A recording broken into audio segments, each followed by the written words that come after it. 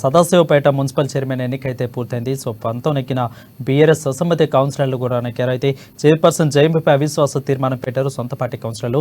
ఎటకేలకైతే తీర్మానం నెగ్గడంతో మళ్ళీ నూతన చైర్మన్గా అపర్ణ పాటిల్ ఎన్నికయ్యారు. దీని మీద పూర్తి అప్డేట్స్ మా ప్రతినిధి సునీల్ అందిస్తారు. సునీల్ చెప్పండి. ముఖ్యంగా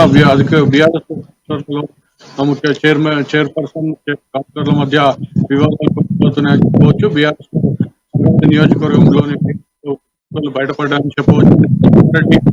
మున్సిపల్ చైర్పర్సన్లపై బీఆర్ఎస్ కౌన్సిలర్లే అవిశ్వాస తీర్మానాలు ప్రవేశపెట్టారు. అయితే సదాశివపేట పర్సన్ పిల్లోడి జయంతో కూడా బీఆర్ఎస్ పార్టీ కౌన్సిలర్లే తీర్మానం పెట్టడం కూడా దానిపై చర్చ కూడా ఆయన తీర్మానంపై చర్చ జరిగింది.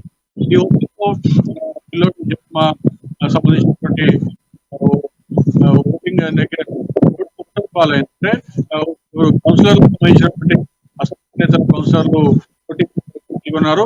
ఆమె దీంతో మళ్ళీ నూతన చైర్పర్సన్ ఎన్నిక పరిస్థితి ఉంది. అంటే మళ్ళీ ఎక్కువ మంది కౌన్సిలర్లో మళ్ళీ పర్సన్ పీఠం బీఆర్ఎస్ చెప్పవచ్చు. నేపథ్యంలో ప్రభుత్వము బీఆర్ఎస్ సదాశివ మున్సిపల్ చైర్పర్సన్ గా అపర్ణ పాటిల్ ఎన్నుకోవడం జరిగింది.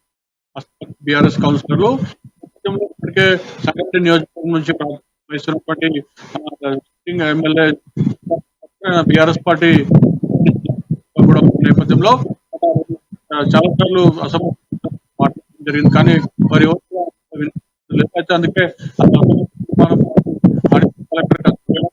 తీర్మానం చర్చ తిరగడం, ఓటింగ్ తిరగడం, చైర్పర్సన్ కూడా ఎన్నుకోవడం జరిగింది. మొత్తానికైతే సంగారెడ్డి నియోజకవర్గంలోని బీఆర్ఎస్ లో రాష్ట్రాలు మొదలయ్యాయని చెప్పవచ్చు.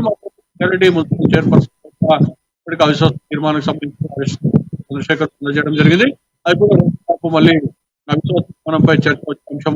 ఆ తర్వాత ఖచ్చితంగా మళ్ళా కూడా ఎన్నుకునే అవకాశం కూడా మనకు పరిస్థితి ఉంది. ఈ నేపథ్యంలో ప్రతిపక్ష బీఆర్ఎస్ లో మాత్రం ప్రారంభమని మనం చెప్పవచ్చు.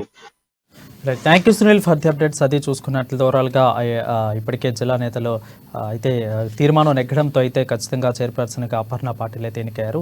So thank you Sunil for the updates.